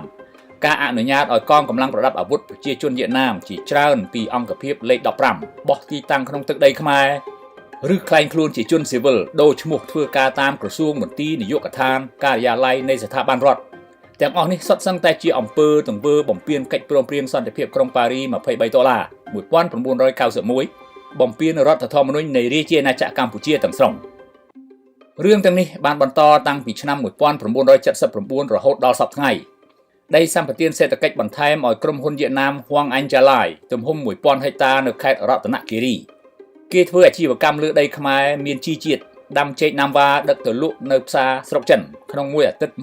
ទម្ងន់100តោនតាមរយៈប្រទេសវៀតណាមបានប្រាក់ចំណូលរាប់លានដុល្លារតាំងពីឆ្នាំ2017មកក្រៅពីនេះក្រុមហ៊ុនរដ្ឋចំការកៅស៊ូវៀតណាម Vietnam Rubber Group VRG កាន់កាប់ដីរាប់ម៉ឺនហិកតាធ្វើអាជីវកម្មទាញផលពីដីខ្មែរនៅតំបន់ខ្លះខាងប៉ែកឦសានពលរដ្ឋខ្មែរមិនតែមានសិទ្ធិធ្វើដំណើរកាត់តាមទីតាំងដែលក្រុមហ៊ុនវៀតណាមបោះទីតាំងនោះផងបន្ថែមទៅលើរឿងចាស់ទាំងអស់នោះរាជរដ្ឋាភិបាលដឹកនាំដោយបកប្រជាជនកម្ពុជាទាំងឪពុកទាំងកូនស្នងតំណែងត្រូវសងគុណរដ្ឋការក្រុងប៉េកាំងនៃសាធារណរដ្ឋប្រជាមានិតចិនទៀតព្រោះតែរឿងខ្ចីបុលចាយវាយឥតសំចៃដៃជាធ្នូនឹងបំណុលចិនរុំសួតនេះរាជាណាចក្រកម្ពុជាត្រូវបង្ខំចិត្តធ្វើសម្បទានដីធ្លីឲ្យក្រុមហ៊ុនចិនធ្វើអាជីវកម្មឲ្យសមាជិកនៃកងទ័ពរំដោះប្រជាជនចិនបោះទីតាំងលើទឹកដីខ្មែរពីមូលដ្ឋាននាវាចររៀមក្នុងខេត្តប្រស័យអនុដល់ខេត្តកោះកុងនិងកំពតអ្នកវិភាគបច្ចឹមប្រទេសជាច្រើនបានសរសេរផ្សាយក្នុងឆ្នាំ2023នេះថាក្រុងប៉េកាំងព្យាយាមបញ្ចេញឥទ្ធិពលនៃមហិទ្ធិឫទ្ធិរបស់ខ្លួនចេញពីព្រំដែនចិនដីគោកទៅកាន់ទីឆ្ងាយៗក្នុងពិភពលោកក្នុងទិសដៅប្រកួតជាមួយនឹងមហាអំណាចសហរដ្ឋអាមេរិកក្នុងដំណើរការស្ថាបនាទីតាំងយោធាតាមខេត្តមាត់សមុទ្រប៉ែកនិរតីប្រទេសកម្ពុជាឧត្តមសេនីយ៍ចៅផូលីនៃក្រសួងការពារជាតិបានស្នើសុំបន្តទិដ្ឋាការឬវីសាឲ្យនាយទាហានរងពីកងនាវាចរនៃកងទ័ពរំដោះចិន PLAN ចំនួន49នាក់ដែលបំពេញបេសកកម្មតាមទីតាំងសម្ងាត់ទាំងនោះតាមប្រភពពីក្រមស៊ើបការបរទេសផ្ទៃដីក្នុងមូលដ្ឋាននាវាចរខេមរភូមិន្ទរៀមដែលរាជរដ្ឋាភិបាលចុះកិច្ចសន្យាឲ្យចិនប្រើប្រាស់ដាច់មុខរយៈពេល30ឆ្នាំជាទីតាំងដំឡើងស្ថានីយ៍រ៉ាដាភ្ជាប់ផ្កាយរណបដីអាកាសបៃដៅសម្រាប់ឃ្លាំមើលសកម្មភាពនាវាចរតាមឈូងសមុទ្រថៃបញ្ជូនសញ្ញាតាក់ទងដល់នាវាចម្បាំងចិននិងសម្រាប់បញ្ជាកំជ្រួចការពារដែនអាកាសបុគ្គលិកយោធាចិនកាន់លិខិតឆ្លងដែនខ្មែរមានសិទ្ធិកាន់អាវុធហើយទាហានខ្មែរគ្មានសិទ្ធិចេញចូលទីតាំងរបស់ចិនដោយគ្មានការអនុញ្ញាតជាមុននោះឡើយជាមួយគ្នានេះចិនកំពុងសិក្សាលើគម្រោងជីកព្រែកពីឃុំស្រែអំបិលស្រុកស្អាងខេត្តកណ្ដាលតម្រង់ទៅខេត្តកែបកាត់តាមខេត្តតាកែវដើម្បីសម្រួលដំណើរដល់កងនាវាចរចេញចូលជៀសឆ្លងកាត់តាមប្រទេសវៀតណាមគួរបញ្ជាក់ថាសាធារណរដ្ឋសង្គមនិយមវៀតណាមបានស្ថាបនាបញ្ជាការដ្ឋានមូលដ្ឋាននាវាចរទី5របស់ខ្លួននៅលើកោះត្រល់ឬហៅថាភូគួកដែលស្ថិតនៅចម្ងាយប្រមាណ15គីឡូម៉ែត្រពីខេត្តកំពតបន្ថែមលើនេះចិនបានសង់មណ្ឌលហ្វឹកហ្វឺនកងកាំភ្លើងធំនិងកាំជ្រួចក្នុងទឹកដីខេត្តកំពង់ឆ្នាំងជាប់ខេត្តកំពង់ស្ពឺហើយនឹងគ្រោងសង់ថ្នល់ទំនើបពីខេត្តកំពង់ឆ្នាំងទៅខេត្តកំពង់ធំសម្រាប់ធ្វើចលនាកងទ័ពចល័តនេះមិនទាន់និយាយអំពីសម្បទានដីសេដ្ឋកិច្ចនិងរ៉ែមាសតាមតំបន់ភ្នំដែលរាជរដ្ឋាភិបាលឲ្យក្រុមហ៊ុនចិនធ្វើអាជីវកម្មដើម្បីសងគុណចិនដែលឲ្យជំពាក់បំណុលវ៉ាន់កនោះផងក្នុងទិសដៅពង្រីកឥទ្ធិពលតទៅមុខទៀតក្រុងប៉េកាំងប្រើប្រាក់ជាត្រីមុខដៅយកមេដឹកនាំប្រទេសក្រហើយពុករលួយដើម្បីទិញទឹកចិត្តបន្ទាប់មកតម្រូវឲ្យកូនបំណុលជួយបំពេញបំណងតបវិញជារបៀបរកទីតាំងបម្រើយុទ្ធសាស្ត្រសម្រាប់ប្រយោជន៍របស់ខ្លួនសម័យសង្គមរាស្ត្រនិយមសម្ដេចព្រះនរោត្តមសីហនុសុខប្រតិយកជំនួយចិនដើម្បីយកទៅជួយកូនអុកវៀតណាមខាងជើងហើយសង្ឃឹមថាប្រទេសកុម្មុយនីសទាំងពីរនឹងការពារឲ្យព្រះអង្គបានសុខសម័យនេះ លោកហ៊ុនសែនសុកចិត្តយកជំនួយចិនដើម្បីឲ្យចិនជួយការពារអំណាចទប់ទល់នឹងក្រុមប្រឆាំងកំពង់ផែសមុទ្រខេត្តកំពតក៏ដូចជានៅរៀមមានជម្រៅជិត15ម៉ែត្រទៅក្នុងទឹកមានស្ពានចាក់សសរលយចូលទៅសមុទ្រហៅតាមអង់គ្លេសថា pier ចំនួន2ប្រវែងពី335ទៅ363ម៉ែត្រមានសណ្ឋានដូចផែសមុទ្រនៅប្រទេសជីប៊ូទីទ្វីបអាហ្វ្រិកខាងកើតសុទ្ធសាធដែលសង់សម្រាប់នាវាផ្ទុកយន្តហោះចូលអែបសម្ចតសងខាងដូចជានាវាផ្ទុកយន្តហោះឈ្មោះ Liaoning CV16 ប្រវែង304ម៉ែត្រកន្លះផ្ទុកយន្តហោះចម្បាំងចំនួនពី18ទៅ24គ្រឿងនាវាផ្ទុកយន្តហោះឈ្មោះ Shandong CV17 ប្រវែង304ម៉ែត្រកន្លះផ្ទុកយន្តហោះចម្បាំងចំនួន32គ្រឿងនិងនាវាផ្ទុកយន្តហោះឈ្មោះ Fujian CV18 ប្រវែង304ម៉ែត្រកន្លះផ្ទុកយន្តហោះចម្បាំងចំនួន60គ្រឿងនៅតារាសាគរខេត្តកោះកុងចិនស្ថាបនាអាកាសយានដ្ឋានអន្តរជាតិប្រវែង3200ម៉ែត្រលើផ្ទៃដីទំហំ450គីឡូម៉ែត្រការ៉េសម្រាប់យន្តហោះដឹកអ្នកដំណើរធុនធ្ងន់ប្រភេទ Boeing 747 និងប្រភេទ Airbus 380វែងជាងអាកាសយានដ្ឋានអន្តរជាតិភ្នំពេញ200ម៉ែត្រវែងជាងវាលយន្តហោះសៀមរាប500ម៉ែត្រវែងជាងវាលយន្តហោះក្រុងហូជីមិញ152ម៉ែត្រតែខ្លីជាងវាលយន្តហោះអន្តរជាតិថៃសុវណ្ណភូមិ500ម៉ែត្រអមដោយការស្ថាបនាកំពង់ផែទឹកជ្រៅមួយនៅទីនោះគេសួរថាតើសំណង់អាកាសយានដ្ឋានអន្តរជាតិដ៏ធំក្នុងខេត្តមានប្រជាពលរដ្ឋតែប្រមាណ100,000នាក់នោះធ្វើឡើងសម្រាប់ទេសចរឬអ្នកជំនាញនិយាយថាផ្លូវយន្តហោះធុនធំចុះឡើងប្រវែងជាង3គីឡូម៉ែត្រអាចឲ្យយន្តហោះចម្បាំងចុះឡើងបានដូចគ្នាចិនមិនត្រឹមតែយកស្រុកខ្មែរបង្ហាញឥទ្ធិពលខ្លួនប៉ុណ្ណោះទេតាមសេចក្តីរាយការណ៍ពីវិទ្យាស្ថាន RAND Corporation នាខែធ្នូឆ្នាំ2022ក្រុងប៉េកាំងបានព្យាយាមចង់បានប្រទេសបង់ក្លាដេសភូមានិងប៉ាគីស្ថានថែមទៀតចំពោះភូមិសាស្ត្រត្រង់ចំណុចនេះប្រទេសឥណ្ឌាមើលឃើញថាចិនដូចជាបែងក្រឡាឡោមព័ទ្ធរារាំងគោលនយោបាយឥណ្ឌាសម្ដែងទៅខាងកើត Act East បន្ថែមទៅនឹងទីតាំងចិនក្នុងមូលដ្ឋាននាវាចរនៅរៀមក្នុងមហាសមុទ្រឥណ្ឌាចិនសាងសង់រចនាសម្ព័ន្ធនៅប្រទេសស្រីលង្កាកោះម៉ាល់ឌីវក្នុងមហាសមុទ្រប៉ាស៊ីហ្វិកកោះ Solomon ដែលស្ថិតនៅចម្ងាយ 2000 គីឡូម៉ែត្រពីប្រទេសអូស្ត្រាលីសេចក្តីរាយការណ៍នៃសារព័ត៌មាន Asia Times កាលពីខែកក្កដាឆ្នាំ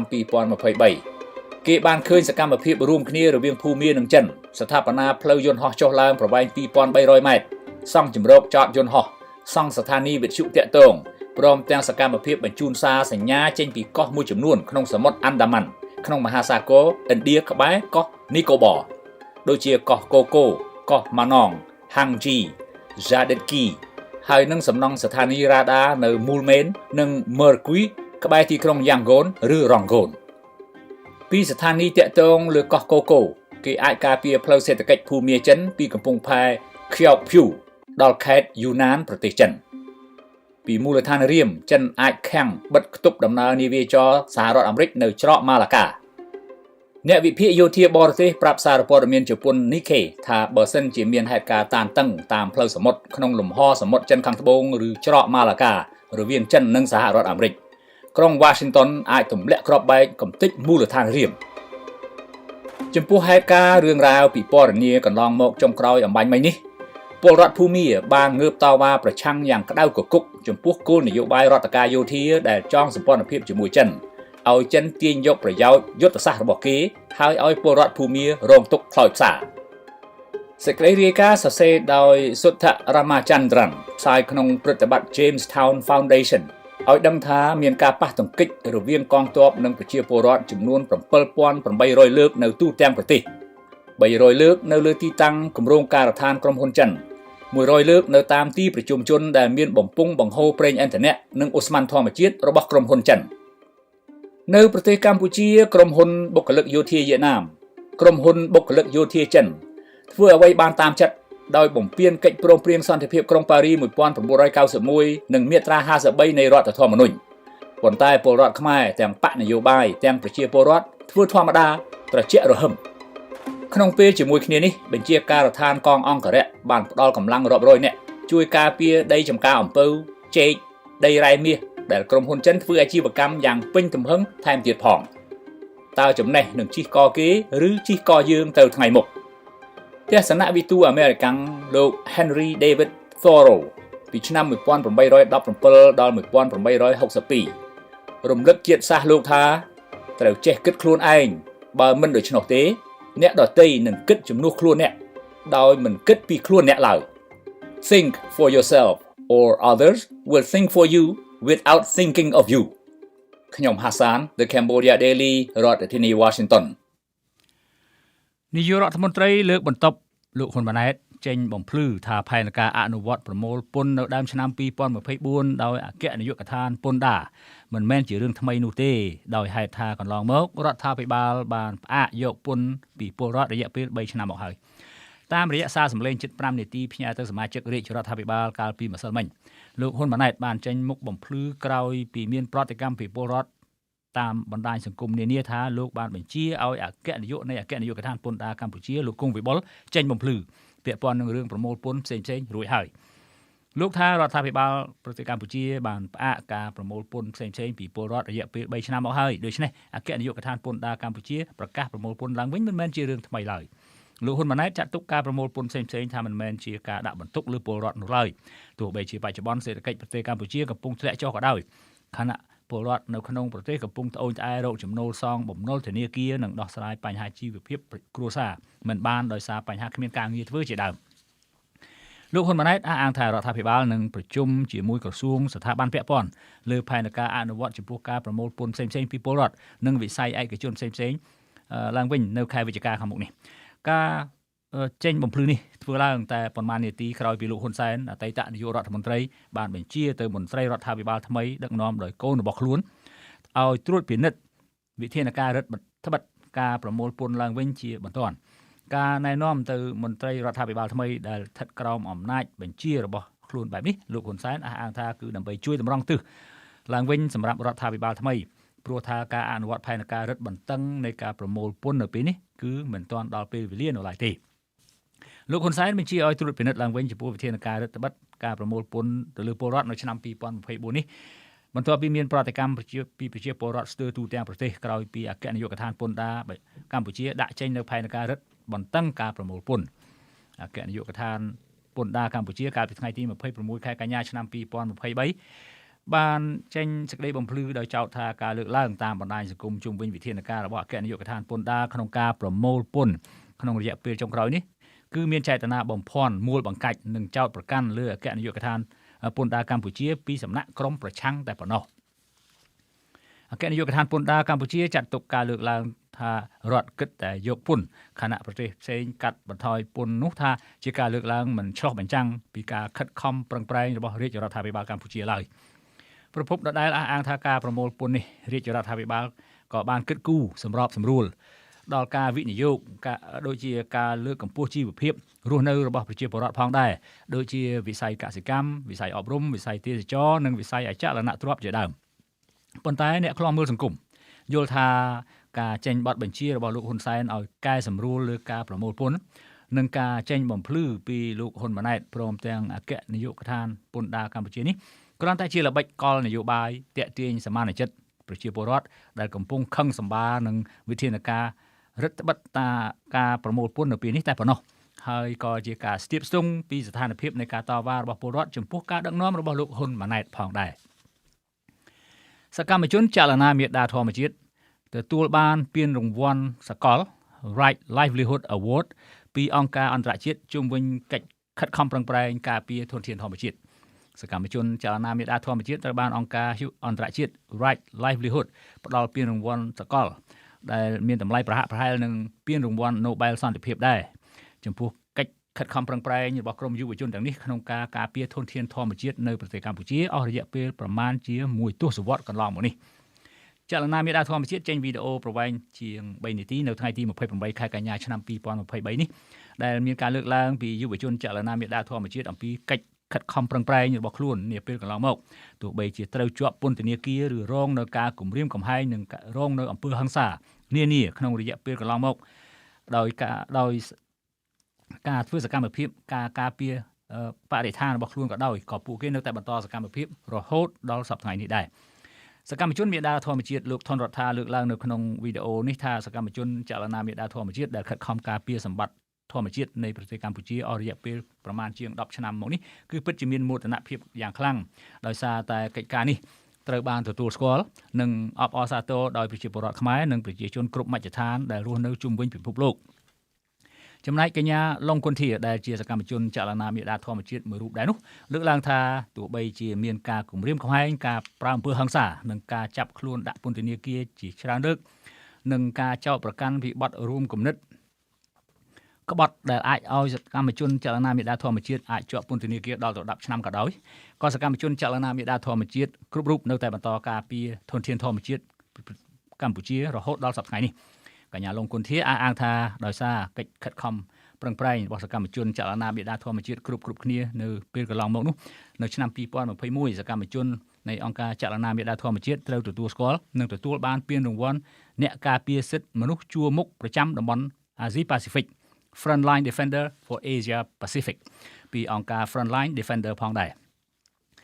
សកម្មជនចលនាមេដាធម្មជាតិរូបនេះបញ្ជាក់ថានៅឆ្នាំ2023នេះអង្គការចលនាមេដាធម្មជាតិក៏ត្រូវបានអង្គការអន្តរជាតិ Right Livelihood ផ្ដល់ពានរង្វាន់សកលមួយទៀតគឺ Right Livelihood Award ដែលមានតម្លៃប្រហាក់ប្រហែលនឹងពានរង្វាន់ Nobel សន្តិភាពដែរដែលនេះគឺជាសក្ខីភាពមួយបញ្ជាក់ថាអ្វីដែលពួកគេបានធ្វើមិនមែនជារឿងខុសច្បាប់នោះទេដោយឡែកកញ្ញាភួនកែវរស្មីលើកឡើងក្នុងវីដេអូនេះដែរថាអំឡុងខែវិច្ឆិកាឆ្នាំ2023ខាងមុខនេះសកម្មជនចលនាមេដាធម្មជាតិទាំង3នាក់នឹងគឺលោកថនរដ្ឋាកញ្ញាឡុងគុនធាកញ្ញាភួនកែវរស្មីត្រូវបានអង្គការអន្តរជាតិ Right Livelihood អញ្ជើញឲ្យទៅចូលរួមក្នុងការប្រគល់ពានរង្វាន់នៅទីក្រុង Stockholm ប្រទេសស៊ុយអែតដោយផ្ទាល់ប៉ុន្តែពួកគេទាំង3នាក់នឹងមិនអាចចេញទៅក្រៅប្រទេសបានទេបើតុលាការមិនអនុញ្ញាតព្រោះថាខ្លួនកំពុងស្ថិតក្នុងការចោទប្រកាន់ពីតុលាការជុំវិញសកម្មភាពការពារធនធានធម្មជាតិនាពេលកន្លងមកនៅឡើយកញ្ញាភួនកែវរស្មីអំពាវនាវឲ្យពលរដ្ឋខ្មែរទូទៅនិងមជ្ឈដ្ឋាននានាជួយបញ្ចេញមតិគាំទ្រដល់ពួកគេដើម្បីស្នើឲ្យតុលាការយល់ព្រមឲ្យអ្នកទាំង3បានចេញទៅក្រៅប្រទេសដើម្បីចូលរួមទទួលពានរង្វាន់នេះដោយផ្ទាល់កាលពីអំឡុងខែវិច្ឆិកាឆ្នាំ2021ក្រុមយុវជនចលនាមេដាធម្មជាតិ6នាក់ត្រូវបានអង្គការអន្តរជាតិមួយដែលមានមូលដ្ឋាននៅប្រទេសអ៊ីរឡង់ Frontline Defender ផ្ដល់ពានរង្វាន់ដល់ពួកគេជាអ្នកការពារឈានមុខដើម្បីជាការលើកទឹកចិត្តពីភាពអង់អាចក្លាហានហ៊ានប្រថុយគ្រោះថ្នាក់ក្នុងការការពារបរិស្ថាននិងធនធានធម្មជាតិប្រទេសកម្ពុជាខណៈសកម្មភាពរបស់ពួកគេមិនត្រូវបានទទួលស្គាល់ពីរាជរដ្ឋាភិបាលកម្ពុជានោះទេរហូតមកទល់នឹងពេលនេះក្រុមយុវជនចលនាមេដាធម្មជាតិដូចជាលោកថនរដ្ឋាកញ្ញាភួនកែវរស្មីកញ្ញាឡុងគុនធាលោកយឹមលៀងហ៊ីលោកលីច័ន្ទរាវុធនិងកញ្ញាសុនរដ្ឋាគឺជាក្រុមយុវជនសកម្មនៃចលនាមេដាធម្មជាតិដែលពួកគេបានធ្វើសកម្មភាពពាក់ព័ន្ធនឹងការការពារសិទ្ធិមនុស្សធនធានធម្មជាតិនិងបរិស្ថានតាមរយៈនៃការបញ្ចេញមតិពីបញ្ហានានាដូចជាបញ្ហាសម្រាមលូទឹកស្អុយការកាប់បំផ្លាញព្រៃឈើនិងបញ្ហាជាច្រើនផ្សេងទៀតដែលកើតឡើងក្នុងប្រទេសកម្ពុជាទោះជាយ៉ាងណាក៏ដោយសកម្មភាពរបស់ពួកគេត្រូវបានអាជ្ញាធរខ្មែរចាប់ខ្លួនកាលពីអំឡុងខែមិថុនាឆ្នាំ2021ក្រោយពីរាជរដ្ឋាភិបាលចោទថាពួកគេមានអង្គការចាត់តាំងខុសច្បាប់ពីក្រៅប្រទេសប្រើប្រាស់ហិរញ្ញប្បទានភេរវកម្មនិងធ្វើសកម្មភាពបំបែកបំបាក់ជាតិក្រោមបទចោទញុះញង់បង្កឲ្យមានភាពវឹកវរធ្ងន់ធ្ងរដល់សន្តិសុខសង្គមបទរួមគំនិតក្បត់និងបទប្រមាថអង្គព្រះមហាក្សត្រសកម្មជនទាំងនេះត្រូវបានអាជ្ញាធរដោះលែងឲ្យនៅក្រៅឃុំបណ្ដោះអាសន្នកាលពីថ្ងៃទី12ខែវិច្ឆិកាឆ្នាំ2021ខណៈការដោះលែងនេះអ្នកខ្លះបានអនុវត្តទោសចប់តាមការកំណត់របស់តុលាការចំណែកអ្នកខ្លះទៀតត្រូវបានដោះលែងឲ្យនៅក្រៅឃុំបណ្ដោះអាសន្នដោយរក្សាទោសដែលនៅសល់ភួរសាកល្បងប៉ុណ្ណោះដូចជាលោកថនរដ្ឋាកញ្ញាភួនកែវរស្មីកញ្ញាឡុងគុនធាដែលនឹងត្រូវចេញទៅប្រទេសស៊ុយអែតដើម្បីទទួលរង្វាន់ Right Livelihood Award នៅអំឡុងខែវិច្ឆិកាខាងមុខនេះជាដើមលោកអ្នកនាងទស្សនិកជនជាទីមេត្រីតទៅទៀតនេះសូមជូនព័ត៌មានអន្តរជាតិ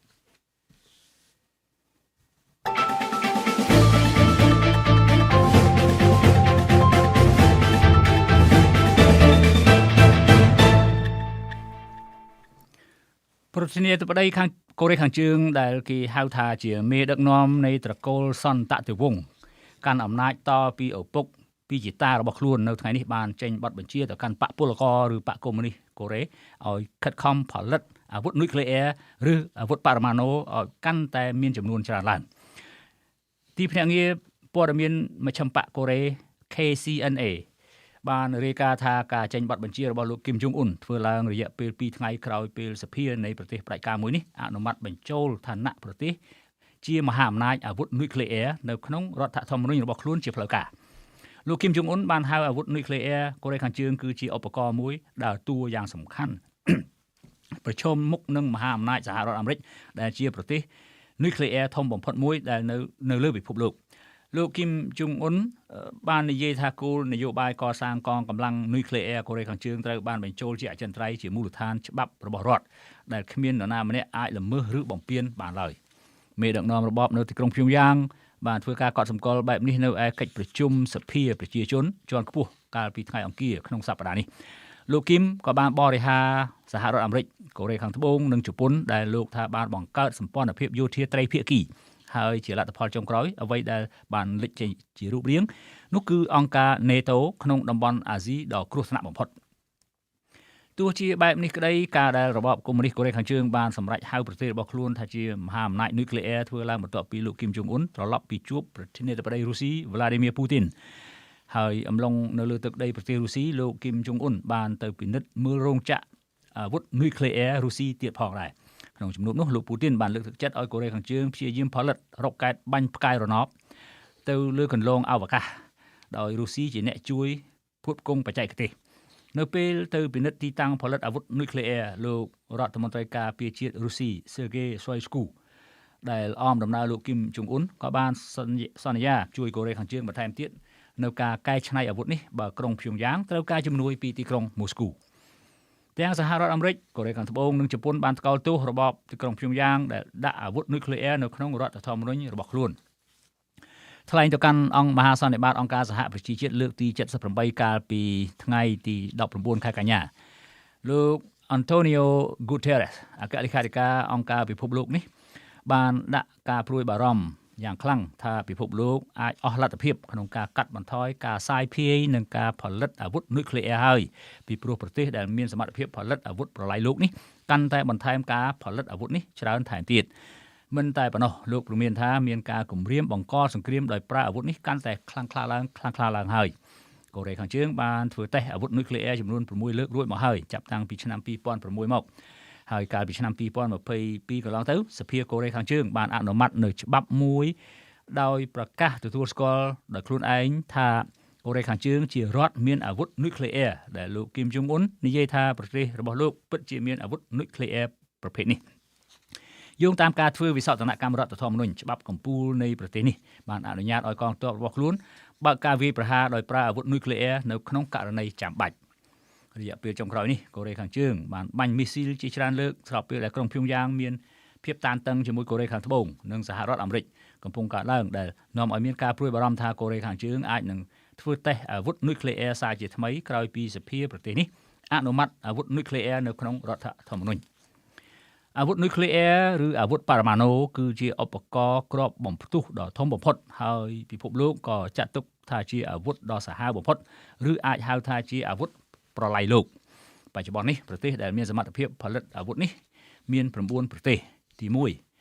រុស្ស៊ីមានអាវុធនុយក្លេអ៊ែរចំនួន6257គ្រាប់សហរដ្ឋអាមេរិកមានអាវុធនុយក្លេអ៊ែរចំនួន5550គ្រាប់ចិនមានអាវុធនុយក្លេអ៊ែរចំនួន350គ្រាប់បារាំងមានអាវុធនុយក្លេអ៊ែរ290គ្រាប់ចក្រភពអង់គ្លេសមានអាវុធនុយក្លេអ៊ែរ225គ្រាប់ប៉ាគីស្ថានមានអាវុធនុយក្លេអ៊ែរ165គ្រាប់ឥណ្ឌាមានអាវុធនុយក្លេអ៊ែរ156គ្រាប់អ៊ីស្រាអែលមានអាវុធនុយក្លេអ៊ែរ90គ្រាប់កូរ៉េខាងជើងមានអាវុធនុយក្លេអ៊ែរពី40ទៅ50គ្រាប់សរុបមកអាវុធនុយក្លេអ៊ែរឬអាវុធបរមាណូនៅលើពិភពលោកនាពេលបច្ចុប្បន្ននេះមានប្រហែល 13133 គ្រាប់លោកអ្នកនាងជាទីមេត្រីយើងខ្ញុំសូមអរគុណលោកអ្នកនាងដែលបានខិតខំចំណាយពេលវេលាតាមដានស្ដាប់និងទស្សនាកម្មវិធីផ្សាយសារព័ត៌មាន The Cambodia Daily តាមបណ្ដាញសង្គម Facebook ហើយយើងនឹងវិលត្រឡប់មកជួបលោកអ្នកនាងទៀតនៅថ្ងៃស្អែកប្រសិនបើលោកអ្នកនាងមានសំណួរឬយោបល់សូមសរសេរទៅកាន់កម្មវិធីផ្សាយរបស់យើងតាមអាស័យដ្ឋាន www.facebook.com/withoutfear/favorkh យើងខ្ញុំសូមជូនពរលោកអ្នកនាងឲ្យបានប្រកបដោយសេចក្តីសុខសេចក្តីចម្រើនគ្រប់ទិវារាត្រីសូមជម្រាបលា